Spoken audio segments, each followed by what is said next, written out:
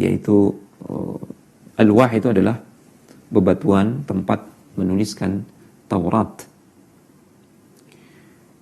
Ketika itu Allah Subhanahu wa taala mengabarkan kepada Musa alaihissalam bahwasanya Bani Israel sebagian di antara mereka sudah menyimpang, sudah kembali menyembah selain Allah Subhanahu wa taala, mengikuti rayuan ajakan Samiri. Ya. Sehingga mereka tidak lagi menyembah Allah Subhanahu wa taala, mereka menyembah sapi. Subhanallah. Ketika itu Musa bersikap tentu saja terkejut ya. Karena itu kabar langsung dari Allah Subhanahu wa taala. Namun beliau masih memegang alwah. Tatkala beliau kembali kepada kaumnya Bani Israel dan melihat secara langsung dengan mata kepala beliau alaihi salatu wassalam, sebagian Bani Israel menyembah sapi. Tiba-tiba beliau melempar alwah. Saking terkejutnya beliau lemparkan alwah tersebut, dan ini disebutkan dalam Al-Quran. Itulah sebabnya Rasulullah SAW mengatakan, Laisal khabaru kal mu'ayanah. Tidak sama antara mendengar informasi dengan melihat secara langsung, itu beda. Manakala Musa melihat secara langsung dengan mata kepala beliau apa yang dilakukan oleh sebagian Bani Israel, tidak sadar beliau, saking marahnya, beliau melempar alwah yang di situ tertulis firman Allah Subhanahu wa taala, Taurat. Ya. Rasulullah SAW mengisahkan akan hal itu. Ya. Laisal khabaru kal mu'ayanah, inna Allah ta'ala akhbara Musa bima sana'a qaumuh fil ijl falam yulqil alwah. Allah Subhanahu wa taala kabarkan kepada Musa tentang perbuatan Bani Israel. Kabar ini masih bersifat ilmul yakin. Ya. Namun manakala ya, di sini disebutkan falamma ayana ma sana'u alqal alwaha fankasarat. Manakala beliau melihat secara langsung, dan ini adalah derajat ainul yakin, derajat yang jauh lebih kuat meyakinkan, disitulah beliau membuang alwah sehingga alwah tersebut pecah berserakan. Hadis ini sahih, termaktub dalam Sahih Al-Jami'. Intinya ikhwati fillah, a'azzani Allah wa iyyakum jami'an, al-yakin itu bertingkat-tingkat. Al-yakin itu bertingkat-tingkat. Ilmul yakin, ainul yakin, dan haqqul yakin. Kemudian kita masuk ke pembahasan yang kelima terkait ikhtibar al-yakin, ujian keyakinan. Kalbu seorang hamba akan senantiasa diuji oleh Allah Subhanahu wa taala. Allah benar-benar akan membedakan antara kalbu yang jujur dalam keyakinannya dan kalbu yang berdusta, tidak jujur dalam keyakinan dan keimanannya.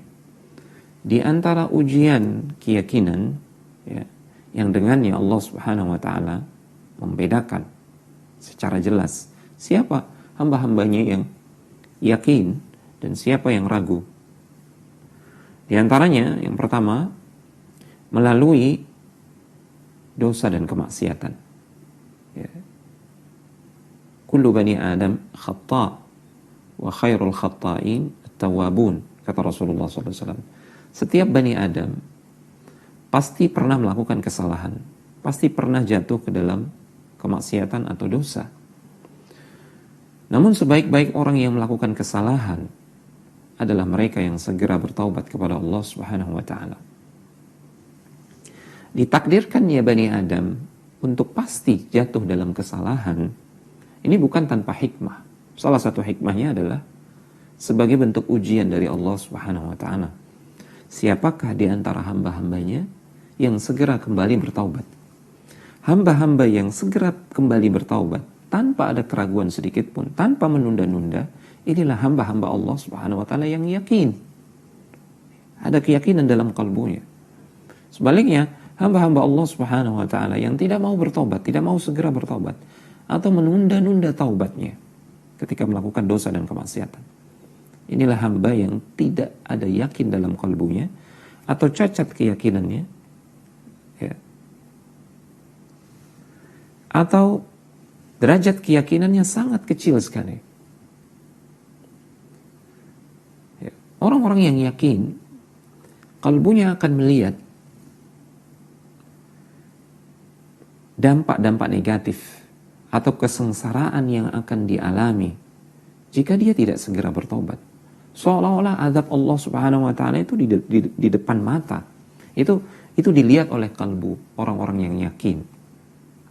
Kalau saya tidak segera bertobat, saya akan mengalami ini dan itu. Boleh jadi Allah Subhanahu wa taala akan mencabut nikmat iman ini kalau saya tidak segera bertobat. Boleh jadi saya akan terus-menerus melakukan dosa dan kemaksiatan, karena kita tahu, karena kalbu dengan keilmuannya dia mengetahui satu dosa akan melahirkan dosa-dosa yang lain. Jika tidak segera dihilangkan, dihapus dengan taubat dan istighfar, maka dosa-dosa ini akan terus beranak pinak. Ini yang diilmui oleh kalbu dan diyakini. Jika itu diyakini, maka pasti seorang hamba akan segera bertobat kepada Allah Subhanahu wa taala. Kita jika ingin menilai diri kita seberapa kadar keyakinan kita kepada Allah Subhanahu wa taala, lihat seberapa cepat kita segera bertobat ketika kita melakukan dosa dan kemaksiatan. Semakin seorang hamba tersebut bersegera untuk bertaubat dan mengakui kesalahannya di hadapan Allah Subhanahu wa taala, berarti semakin tinggi tingkat keyakinannya.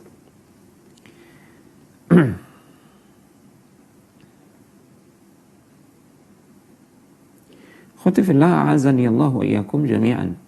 Kemudian di antara bentuk ujian keyakinan adalah di saat seorang hamba ditimpa musibah. Mukmin yang yakin kepada Allah Subhanahu wa taala akan tetap tegar dalam kesabarannya. Dia tidak akan menggerutu manakala dia berhadapan dengan musibah. Ya. Bahkan dia tidak akan berkeluh kesah kepada makhluk, kepada manusia. Dia hanya meminta pertolongan, berkeluh kesah kepada Allah Tabaraka wa Ta'ala. Karena dia yakin, ma min musibatin illa bi'idnillah. Ma asaba min musibatin illa bi'idnillah. Wa man yu'min billahi yahdi qalbah. Tidak ada satu musibah pun kecuali itu terjadi atas izin Allah Subhanahu wa taala. Ini diilmui oleh kalbu orang-orang yang beriman.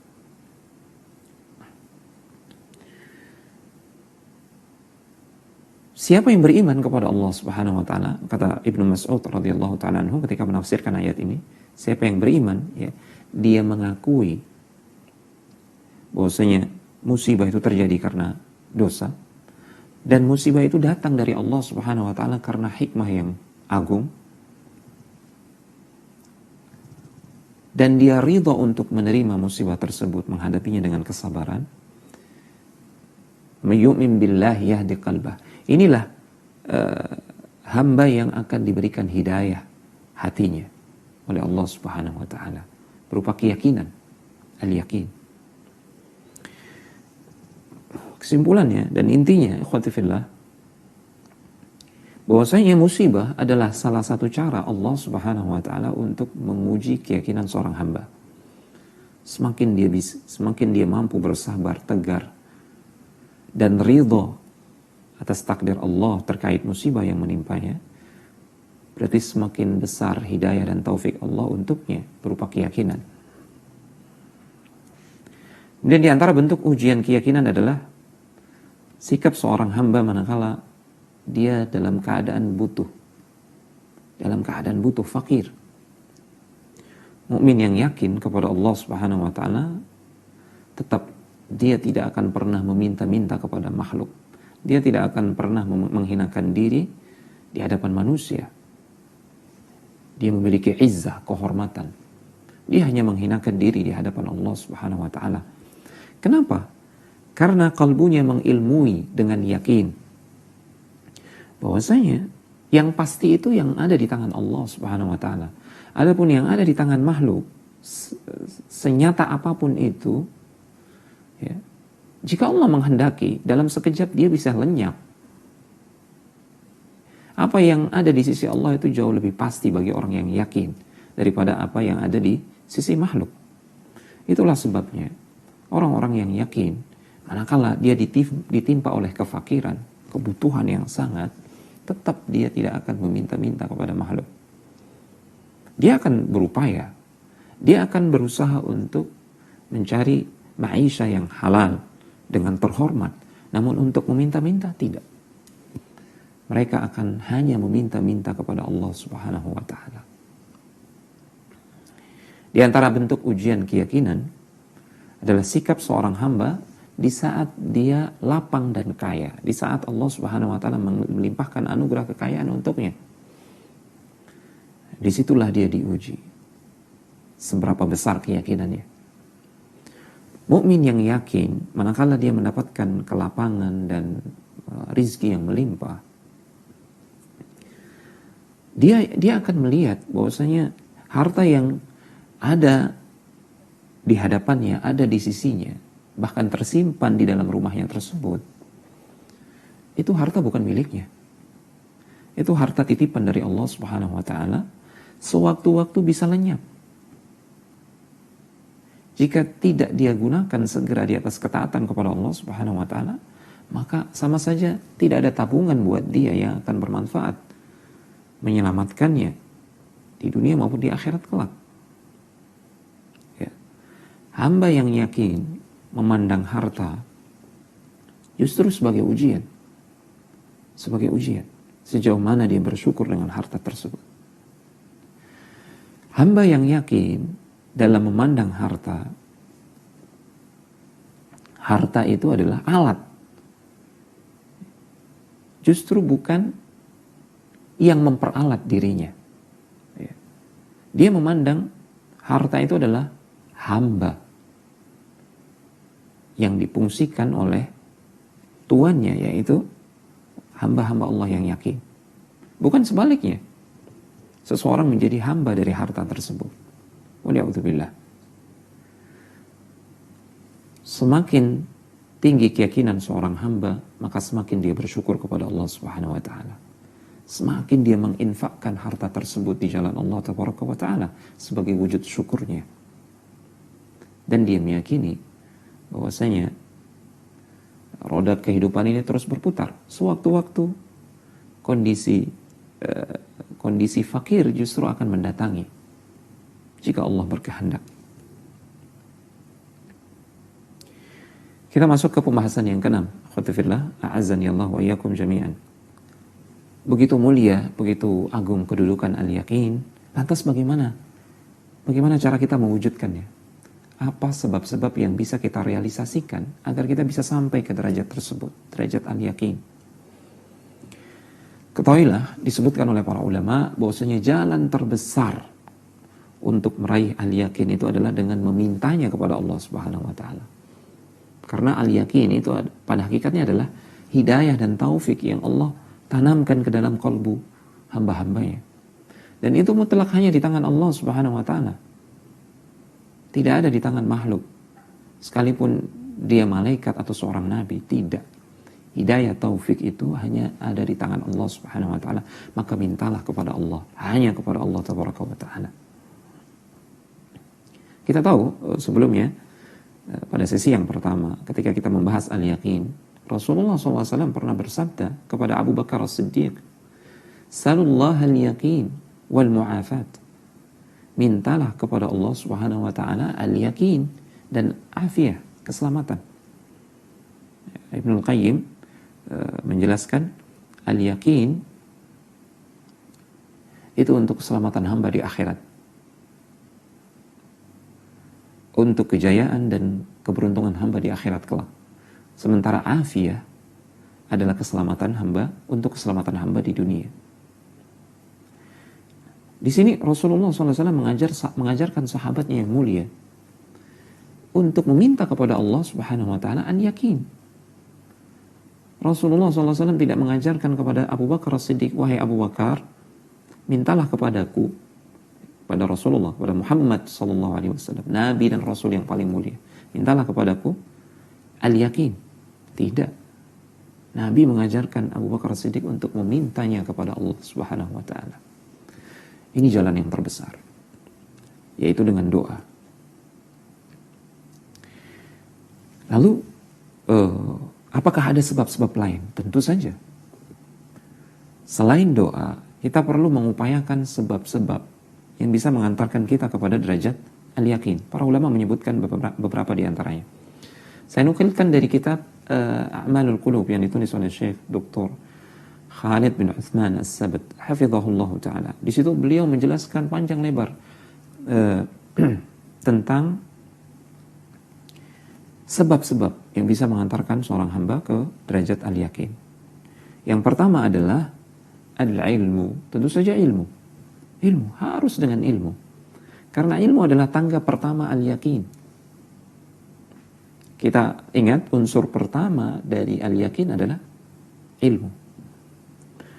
Tanpa ilmu bagaimana mungkin seseorang akan meyakini sesuatu?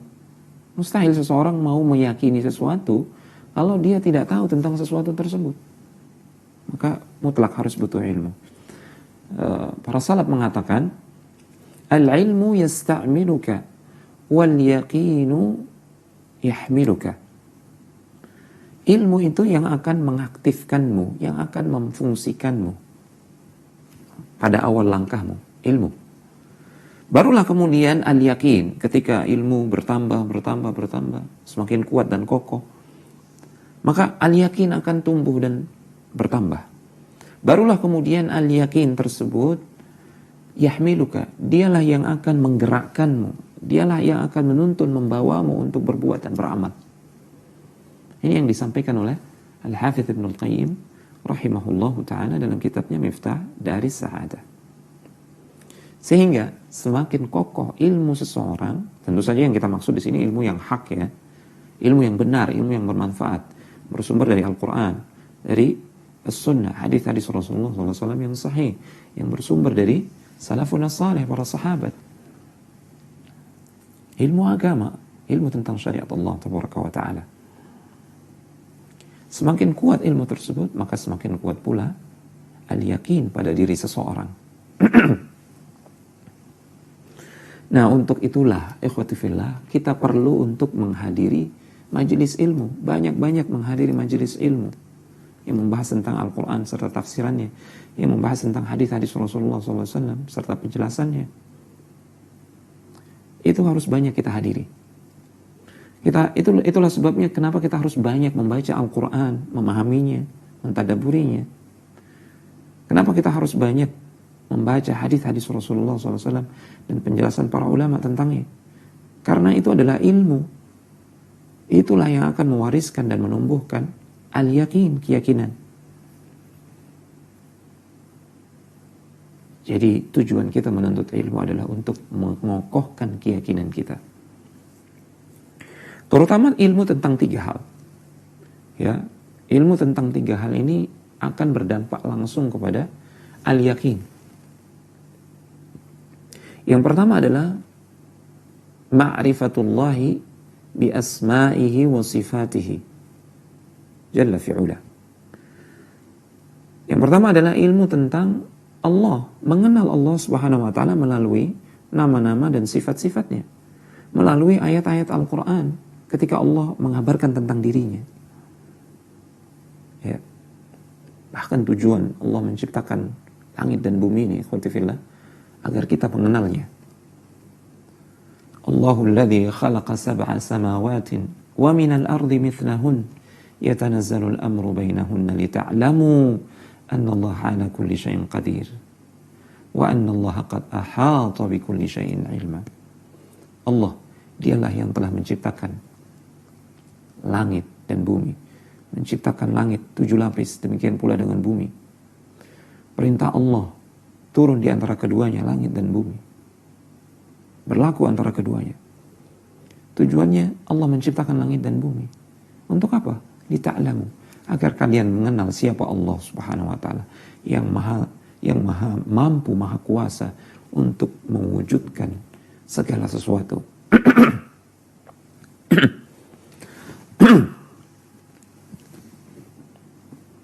Kemudian ilmu yang kedua yang harus kita wujudkan untuk mengokohkan keyakinan kita adalah ilmu tentang jiwa kita, ilmu tentang qalbu ini.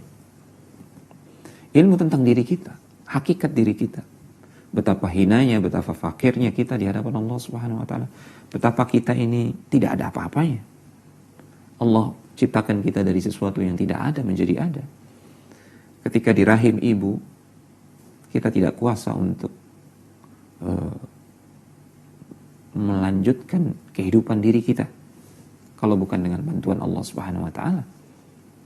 Setelah kita dilahirkan, kita tidak kuasa untuk bahkan menyelimuti diri kita dari cuaca yang dingin atau cuaca yang ekstrim. Namun Allah lah Subhanahu wa taala yang melindungi kita, yang memelihara kita melalui kasih sayang ibunda kita.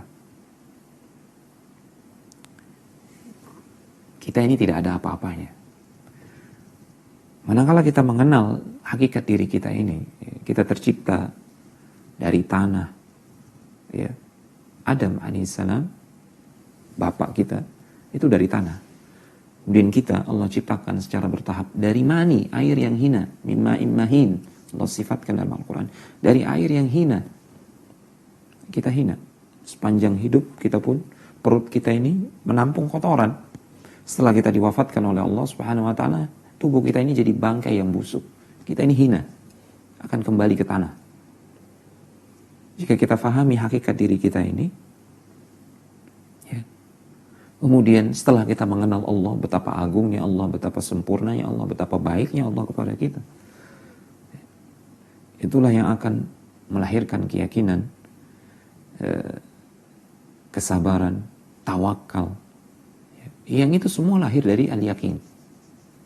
Sehingga seorang hamba tidak akan bergantung kecuali hanya kepada Allah Subhanahu wa taala. Kemudian yang ketiga adalah mengilmui tentang hakikat makhluk manusia yang lain.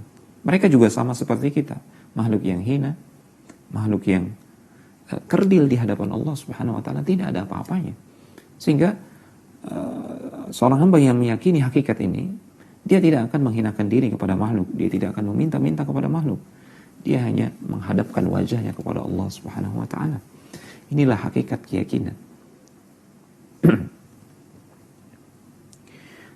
Sebagian ulama mengatakan, "Idza aradta al-yaqin fakun afqaral khalqi ila Allah tabaraka wa taala." Jika engkau menghendaki al-yaqin, derajat al-yaqin di dalam kalbumu, maka jadilah engkau hamba Allah Subhanahu wa taala yang paling fakir, yang paling membutuhkan Allah tabaraka wa taala. Yang paling butuh kepada Allah tabaraka wa taala, maksudnya adalah saking butuhnya dia kepada Allah sehingga dia tidak butuh kepada selain Allah tabaraka wa taala. Kalau hamba masih butuh kepada selain Allah, masih meminta kepada selain Allah, belum dia menjadi hamba yang paling fakir di hadapan Allah Subhanahu wa taala. Sebelum hamba menjadi hamba yang paling fakir di hadapan Allah, belum dia menjadi hamba yang yakin kepada Allah Subhanahu wa taala. Ini maksud dari ungkapan para ulama.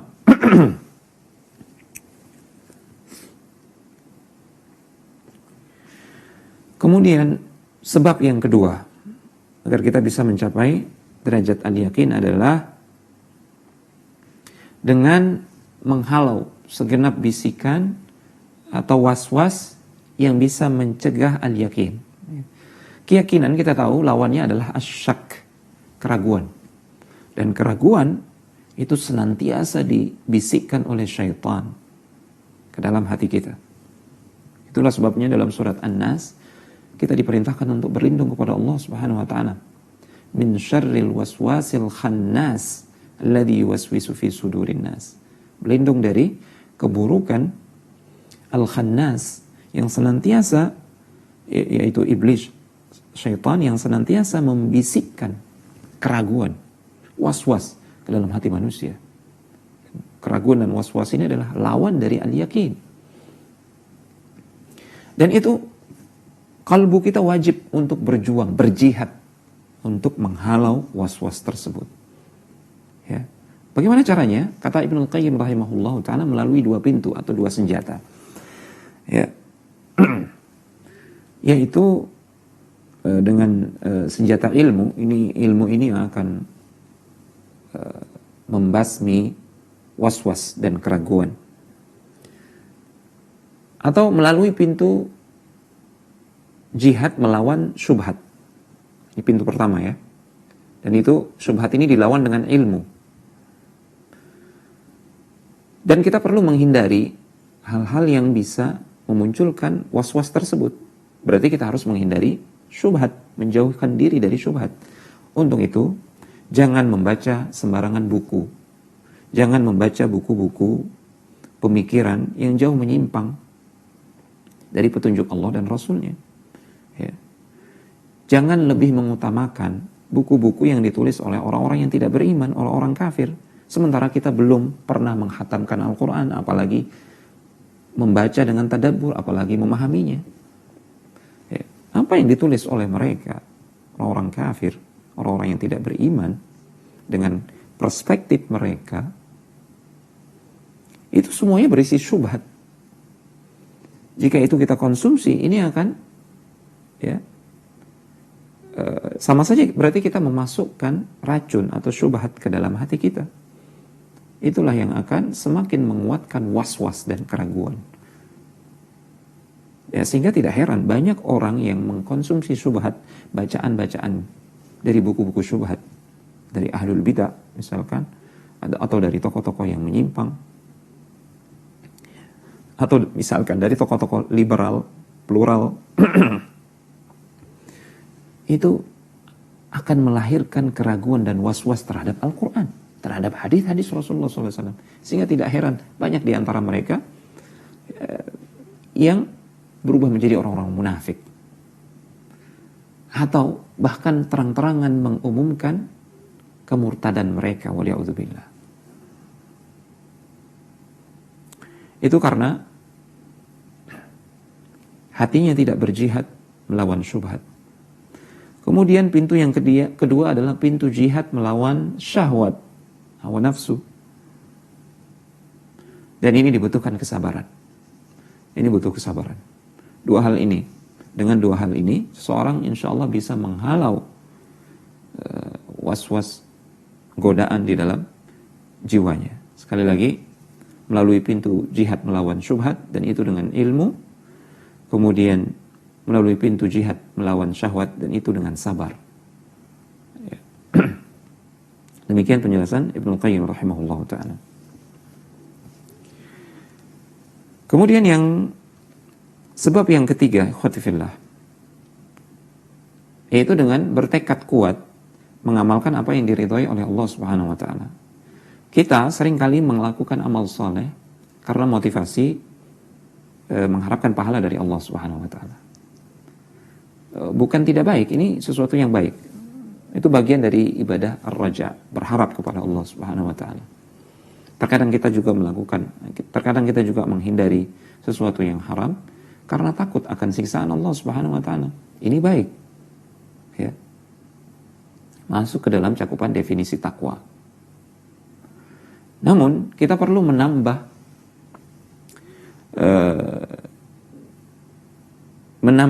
kekuatan pendorong yang ketiga, yaitu tekad. Ya, beramal semata-mata.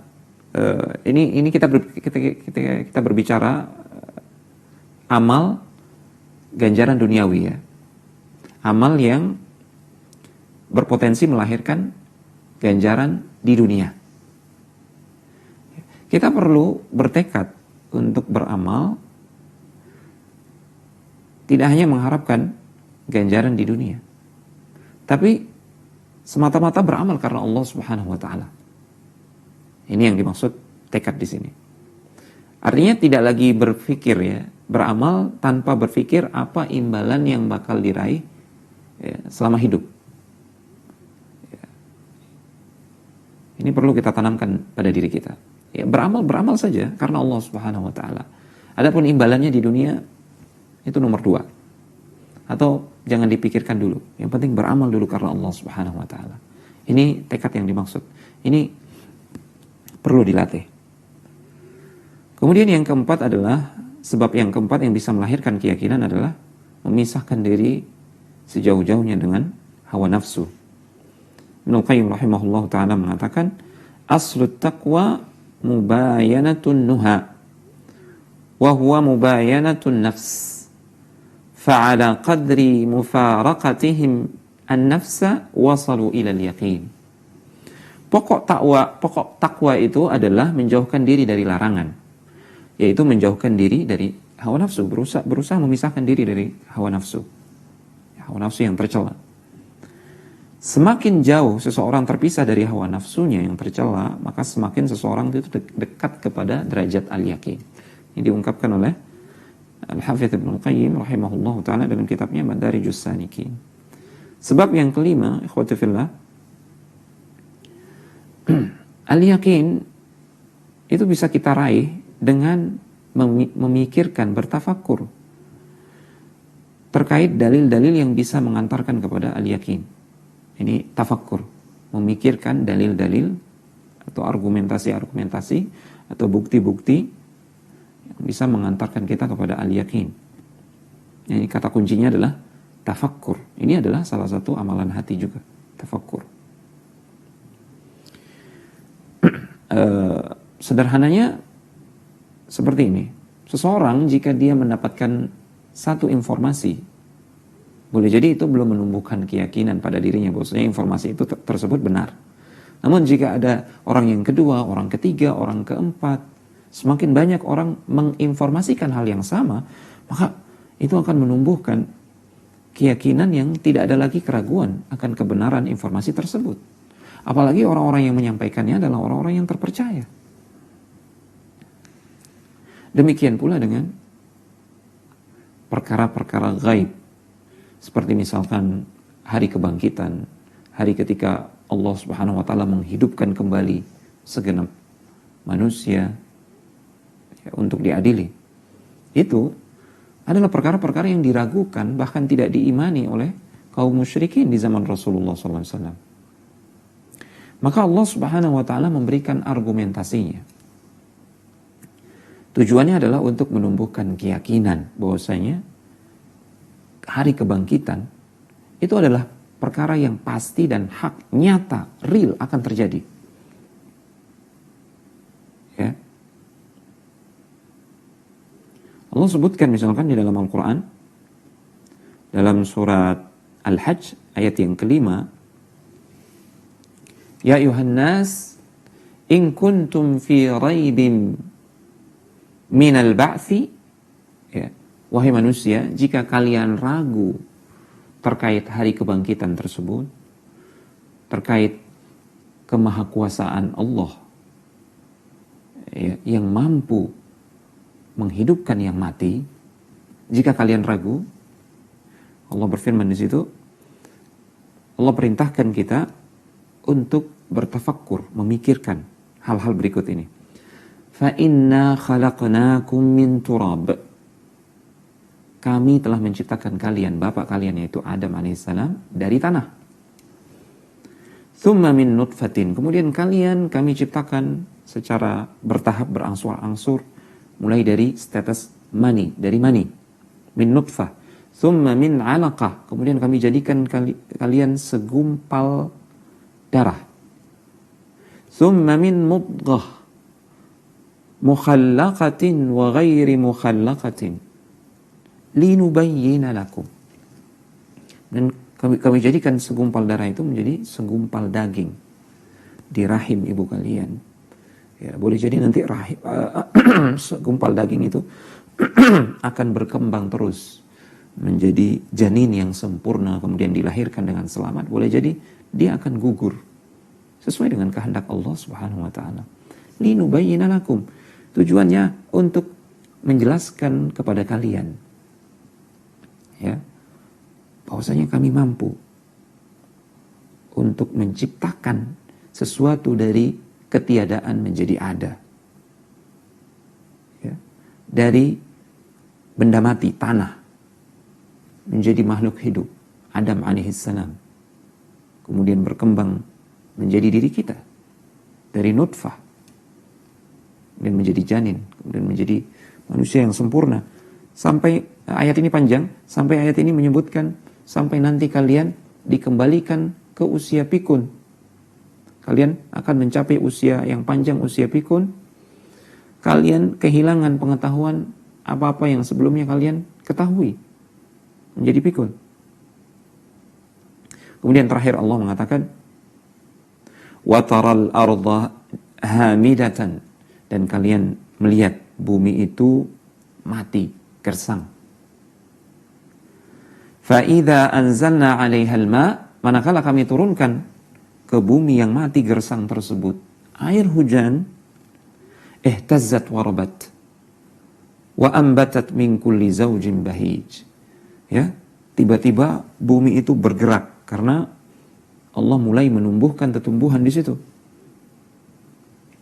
Tiba-tiba bumi tersebut menjadi subur dan menumbuhkan berbagai jenis tumbuhan. Subhanallah. Dari bumi yang kering, tandus, mati. Mata kita bisa menyaksikan ketika hujan turun, pasca hujan turun, tiba-tiba bumi yang kering, tandus itu menjadi hijau. Sesuatu yang tadinya mati menjadi hidup kembali. Itu analogi sederhana yang menggambarkan tentang kemahakuasaan Allah Subhanahu wa taala menghidupkan makhluk yang mati. Menciptakan makhluk yang tadinya tidak ada menjadi ada saja Allah mampu, apalagi menciptakan makhluk dari kematiannya yang tadinya dia ada, kemudian mati, kemudian Allah hidupkan kembali. Ini tentu saja dalam logika kita itu lebih mudah. Wa illa kedua-duanya mudah bagi Allah Subhanahu wa taala. Dalam logika kita itu lebih mudah bagi Allah Subhanahu wa taala. Ya. Nah, intinya ikhwati fillah, dengan banyak bertafakkur tentang alam semesta ini, ayat-ayat Allah Subhanahu wa taala yang Allah bentangkan di alam semesta ini, maka itu akan melahirkan keyakinan di dalam hati tentang kebenaran hari kebangkitan. Yang hari kebangkitan itu adalah sesuatu yang gaib, tidak bisa kita saksikan saat ini. Namun kita bisa meyakininya dengan banyak bertafakkur. Karena sekali lagi, keyakinan itu bisa diraih melalui 3 hal atau 3 jalan. Yang pertama, dengan menyaksikan secara langsung setelah sebelumnya kita mengetahui. Dan yang kedua, kalaupun kita belum mengetahui namun kita bisa menyaksikannya secara langsung, ini juga bisa melahirkan keyakinan. Dan yang ketiga, kita belum menyaksikannya dan tidak mungkin menyaksikannya saat ini. Namun kita hanya mendapatkan informasi bahwasanya sesuatu itu akan terjadi dan real, nyata. Ya. Dan itu melalui bukti-bukti dan dalil-dalil. Dalam hal ini dalil-dalil kita adalah dalil Al-Quran, kebenaran Rasulullah SAW, bukti-bukti yang Allah pampangkan di alam semesta ini. Saat ini tidak mungkin bagi kita untuk menyaksikan seperti apa kejadian manusia dibangkitkan kelak. Itu mustahil, itu perkara gaib. Namun di hadapan kita ada Al-Quran, dan Allah memberikan kita analogi sederhana bagaimana Allah menghidupkan bumi yang mati. Maka dengan banyak bertafakkur tentang hal tersebut, ini yang akan mewariskan atau melahirkan keyakinan di dalam hati. Ikhwati fillah, a'azanillah wa iyyakum jami'an, itu beberapa sebab yang bisa kita tempuh untuk menggapai derajat al-yakin. Kita masuk ke pembahasan thamarat al-yakin, buah-buah dari keyakinan yang bisa kita petik. Ini banyak sekali. Syekh Dr. Khalid As-Sabat hafizahullah ta'ala dalam kitabnya Amalul Qulub, ketika beliau membahas tentang hal ini, beliau menyampaikan ada 15. Ini paling tidak ada 15 buah-buah yang bisa kita petik. Kita sebutkan di sini diantaranya. Yang pertama, jika seseorang memiliki al-yakin dalam kalbunya, maka itu akan menjadikan kalbunya bersinar, bercahaya. itulah yang kemudian menghilangkan atau melenyapkan kegelapan di hati. Kegelapan di hati itu jadi gelap. Akibatnya apa?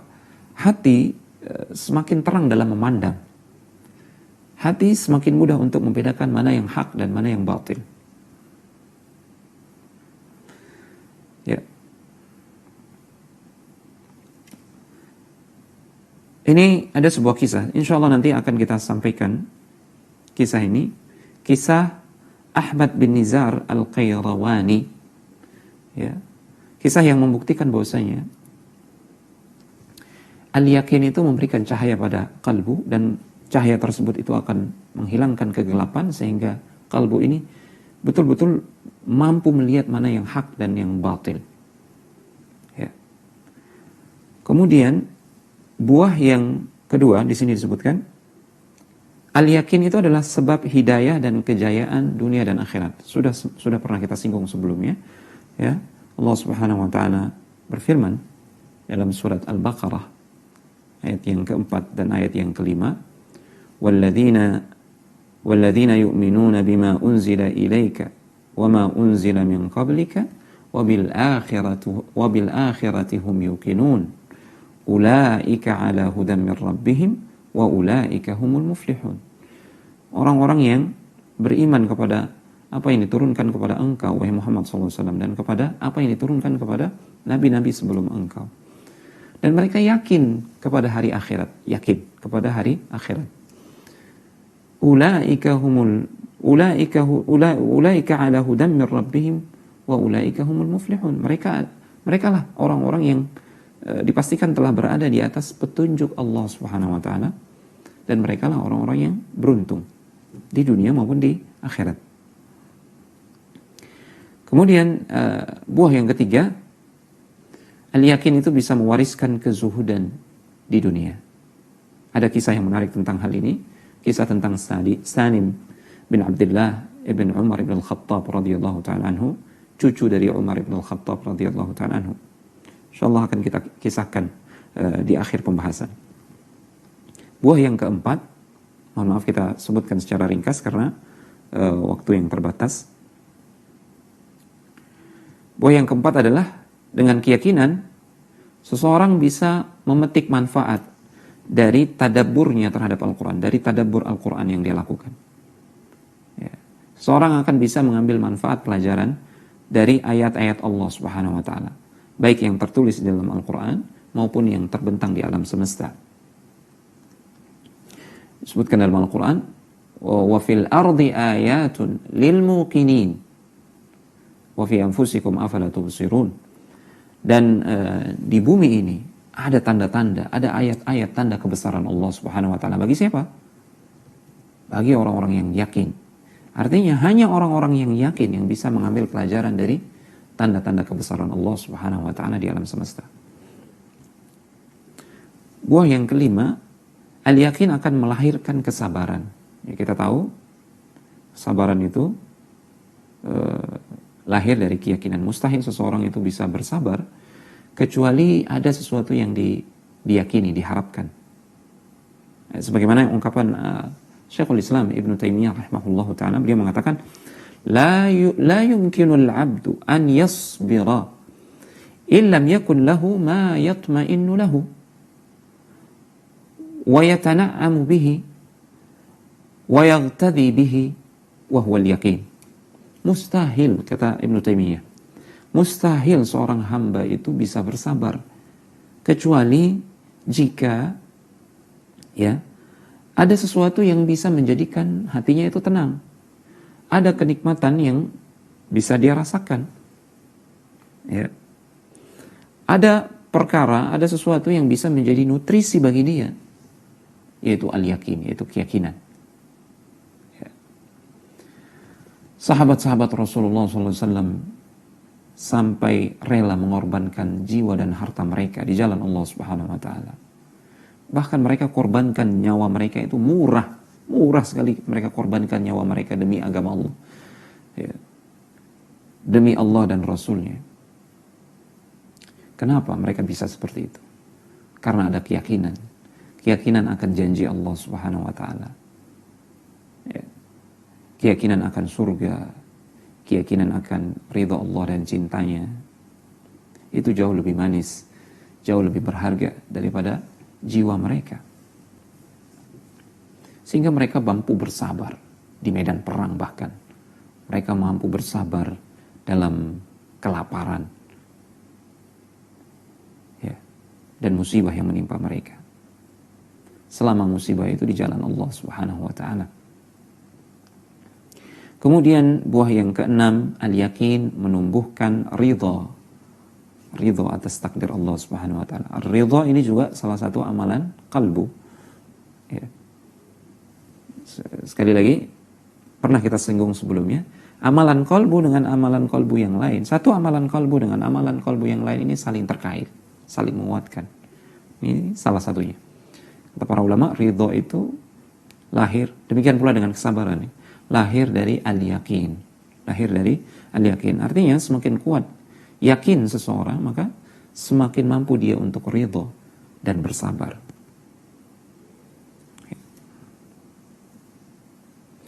Kemudian buah yang ketujuh, orang yang mencapai derajat al-yakin, dia justru mampu merubah cobaan itu menjadi anugerah. Dia akan merasakan musibah itu seolah-olah seperti nikmat. Subhanallah.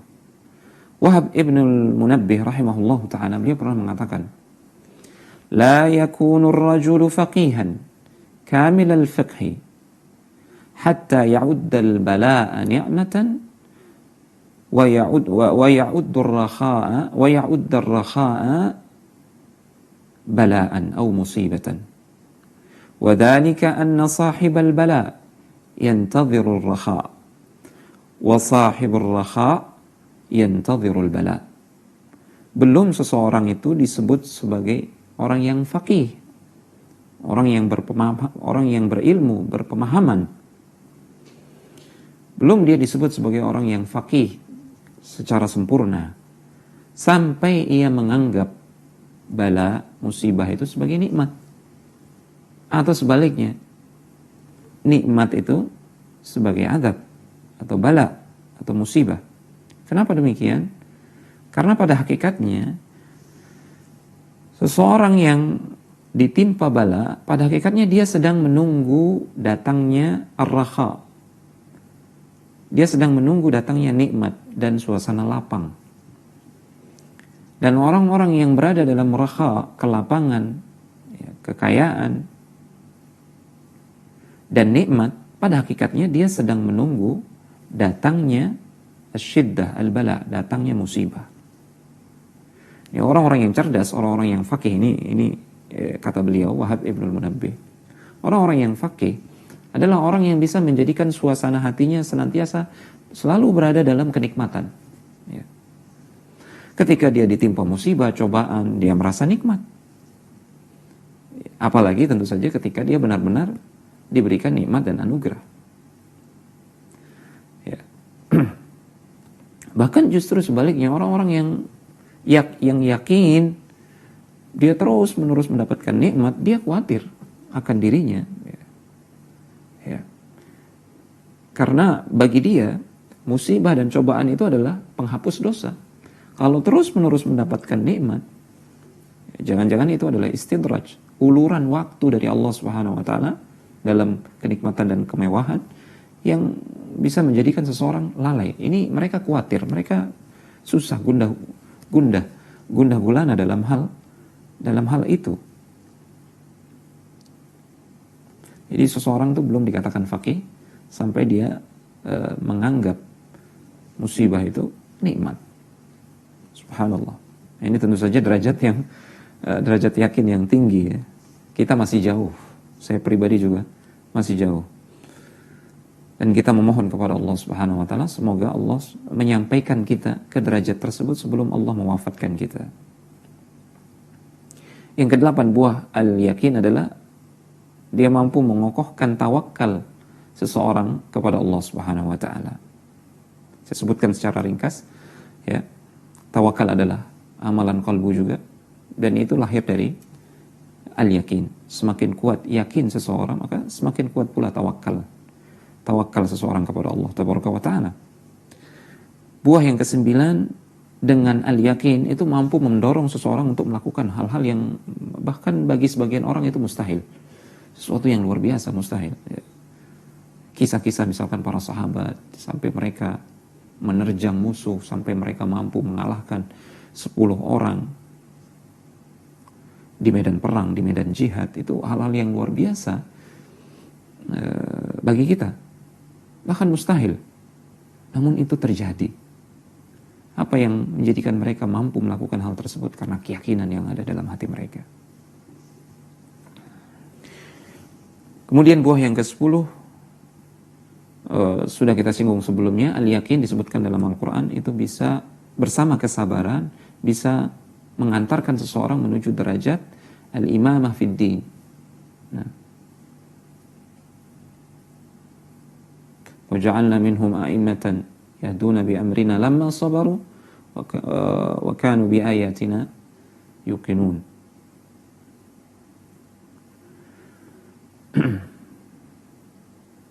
Kemudian buah yang ke-11, al-yakin mampu mendorong seseorang untuk sungguh-sungguh berjuang. Buah yang ke-12, al-yakin bisa menjadikan seseorang itu istiqamah, tegar di atas kebenaran. Ya. Kemudian buah yang ke-13, al-yakin bisa menjadikan seseorang itu tegar, sabar di hadapan musuh sampai datangnya pertolongan Allah. Dan ini terjadi nyata dalam kisah-kisah Rasulullah bersama para sahabat di medan jihad. Kemudian buah yang ke-14, al-yakin menjadikan seseorang itu tidak kenal putus asa. Tidak ada kata putus asa. Terus berjuang. Kemudian yang ke-15, ini yang terakhir yang kita sebutkan, al-yakin menjadikan amal seseorang tentu saja lebih berat timbangannya. Karena sekali lagi, amalan yang sederhana jika disertai dengan amalan qalbu, amalan ini akan berat, berkualitas di sisi Allah Subhanahu wa Ta'ala. Sudah kita sampaikan di beberapa pertemuan sebelumnya. Sebelum masuk ke bagian berikutnya tentang kisah-kisah ahlul yakin, saya ingin membahas lebih dalam sedikit tentang keistiqomahan yang dihasilkan dari al-yakin. Ya. Kita tahu kisah manakala Abu Sufyan sebelum beliau masuk Islam, ya, beliau bertemu dengan Heraklius, Kaisar Romawi yang beragama Nasrani ketika itu. Kaisar Romawi bertanya kepada Abu Sufyan, "Fahal kana ahadun minhum irtadda an dinihi?" Apakah ada di antara sahabat-sahabat Muhammad sallallahu alaihi wasallam itu yang murtad setelah beriman? Dengan objektif, dengan jujur, Abu Sufyan mengatakan tidak ada. Orang-orang yang masuk Islam, mereka rela mati daripada harus menukar keislaman mereka dengan hal lain. Kemudian Heraklius mengatakan, "Fakadzalika al-iman hina tukhalitu bashashatuhu al-quluba." Kadzalika al-iman hina tukhalitu bashashatuhu al-quluba. Demikianlah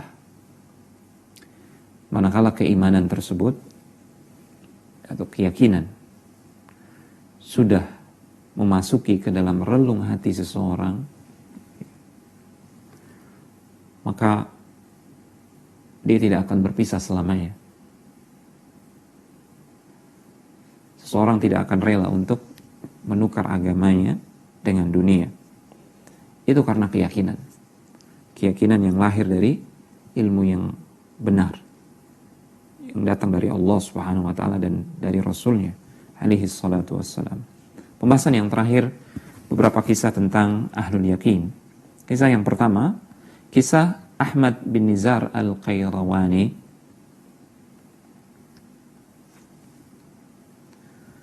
Beliau adalah seorang ahli Quran. Namun beliau bukan hanya seorang yang zuhud dan ahli ibadah. Beliau juga nih ahli ibadah.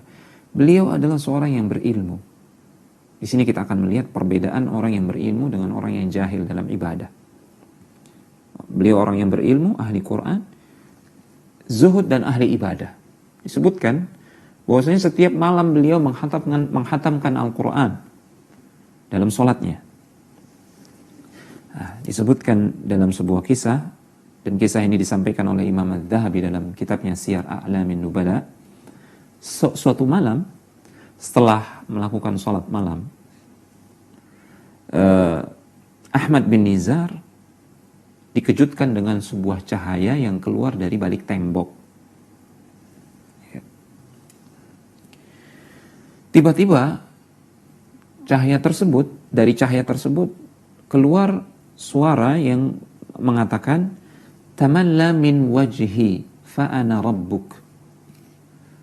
Menghadaplah engkau kemari wahai Ahmad bin Nizar, menghadaplah engkau ke wajahku, hadapkan wajahmu ke wajahku, karena sesungguhnya aku adalah Tuhanmu. Apa kata Ahmad bin Nizar? Terlebih dahulu beliau meludah. Dia meludah ke hadapan cahaya tersebut. Kemudian beliau mengatakan, "Idhab ya mal'un." Enyahlah engkau wahai makhluk terlaknat. Karena itu adalah iblis yang ingin menyesatkan Ahmad bin Nizar. Para ulama mengomentari kisah ini. Apa yang menjadikan Ahmad bin Nizar tidak tertipu oleh iblis, tipuan iblis yang luar biasa dahsyat tersebut?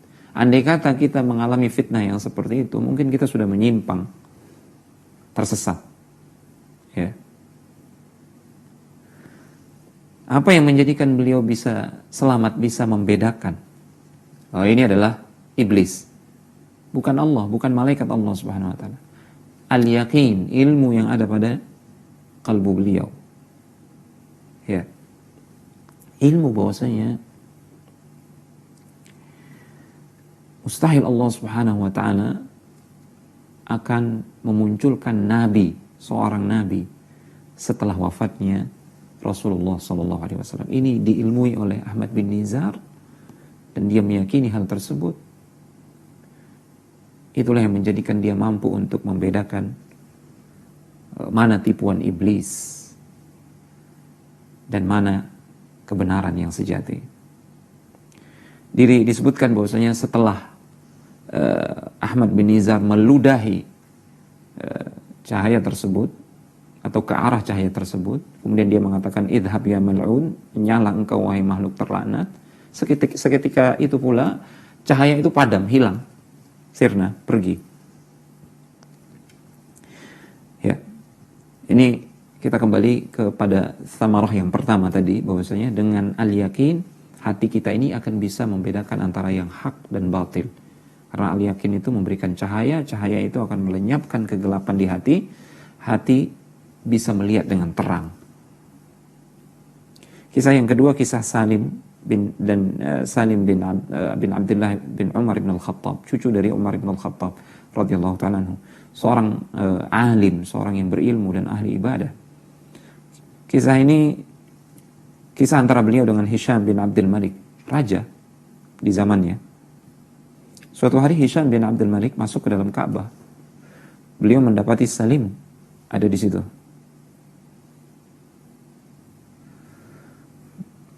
Lantas beliau mengatakan, karena Hisham sangat memuliakan dan menghormati Salim, dia adalah orang yang berilmu, tokoh. Beliau mengatakan, "Wahai Salim, mintalah apa yang engkau butuhkan. Aku akan berusaha memenuhi apa yang engkau mau." Ini kata Hisham kepada Salim. Kemudian Salim menjawab, "Inni astahyi min Rabbi.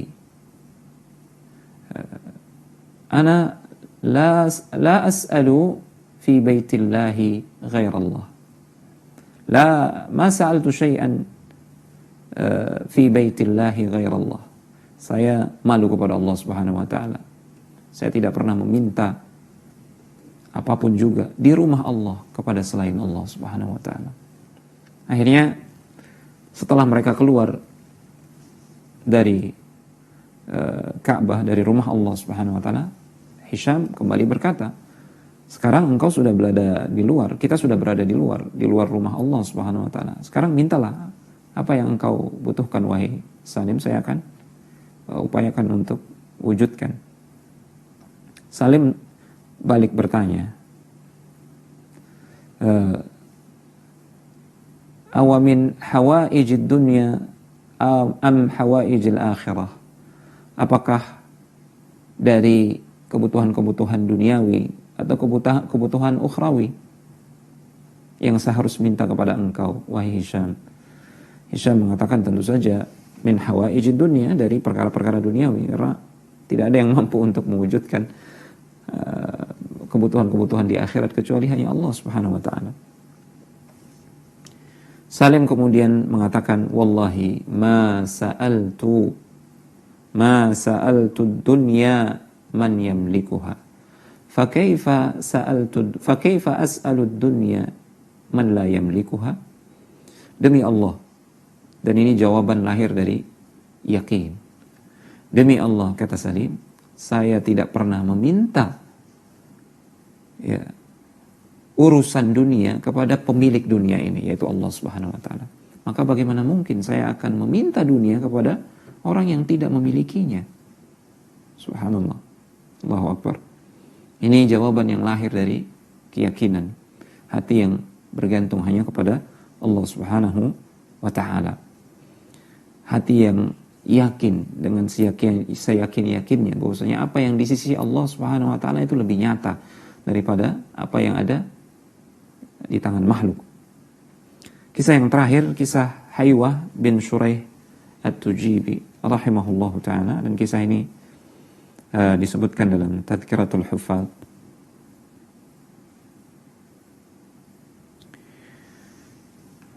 Haywah bin Shuraih ini adalah seorang ahli hadis, sekaligus dia seorang ahli fikih, dan dia pun seorang ahli ibadah, seorang yang zuhud.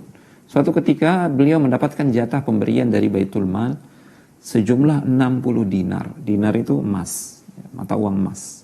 Bisa dibayangkan 60 dinar emas. Jumlah yang sangat banyak sekali. Belum sampai ke rumah, 60 dinar itu dia infakkan semua. Tidak ada yang tersisa. Ternyata setelah sampai di rumah, beliau mendapati 60 dinar yang sama, jumlah yang sama, berada di bawah ranjang beliau, tempat tidur beliau. Wallahu ta'ala alam apakah ini karomah, dan kita mempercayai karomah para wali Allah Subhanahu wa ta'ala. Ini adalah akidah Ahlus Sunnah. Atau mungkin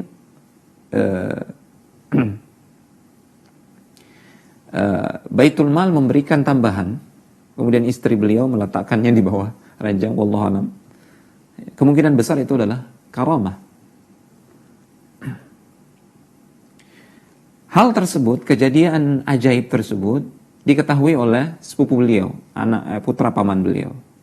Kemudian dia ingin melakukan hal yang sama. Dia pun mendapatkan jatah pemberian Baitul Mal 60 dinar, jatah yang sama.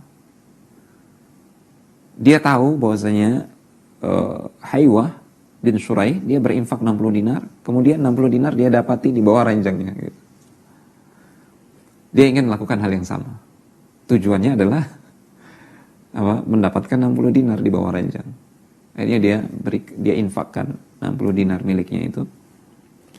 Kemudian dia kembali ke rumah. Dia angkat ranjangnya, ternyata tidak ada 60 dinar. Kemudian dia berkeluh kesah kepada Haywah, sepupunya ini. Kok kamu bisa? Kira-kira seperti itu bahasanya. Engkau berinfak 60 dinar, di bawah ranjangmu ada 60 dinar. Sementara tidak demikian halnya dengan saya. Saya apes begitu. Apa jawaban Haywah bin Shuraih? Ana a'taitu rabbi biyaqin wa anta a'taitahu tajribatan. Saya berinfak di jalan Allah Subhanahu wa taala atas dasar keyakinan. Sementara engkau berinfak di jalan Allah Subhanahu wa taala coba-coba ya. Sekedar main-main, coba-coba saja. Coba-coba, siapa tahu dapat gitu. Ini kisah yang turfah ya. Sedikit lucu, namun menggambarkan kepada kita bahwasanya Allah Subhanahu wa taala terkadang memberikan kabar gembira di dunia sebelum di akhirat. Kabar gembira berupa karomah, kemuliaan yang Allah berikan kepada hamba-hambanya yang terpilih. Hamba-hamba yang betul sudah mencapai derajat keyakinan yang tinggi akan janji-janji Allah Subhanahu wa taala. Keyakinan yang tinggi akan apa yang dikabarkan oleh Allah Tabaraka wa taala melalui Al-Qur'an dan melalui Rasulullah sallallahu alaihi wasallam. Khawati fillah, azani Allah wa iyyakum jami'an. Panjang kita sudah membahas tentang ibadah kalbu ini, al-yaqin. Namun sebenarnya ini adalah hanya sedikit dari yang seharusnya. Pembahasan tentang al-yaqin, kalau kita ingin membahasnya secara detail, itu akan menghabiskan bermajelis-majelis majelis ilmu ya, berepisode serial amalan kalbu. Dan kalau kita mau tuliskan, itu akan menghasilkan berjilid-jilid kitab. Namun inilah yang mampu kita sampaikan. Semoga Allah Subhanahu wa taala memberikan taufiknya kepada kita, dan semoga Allah Tabaraka wa taala memberikan ilmu yang bermanfaat serta amal soleh yang diterima di sisinya. Wassallallahu ala nabiyina Muhammad wa ala alihi wa sahbihi wasallam, wa akhiru da'wana anil hamdulillahi rabbil alamin. Wassalamualaikum warahmatullahi wabarakatuh.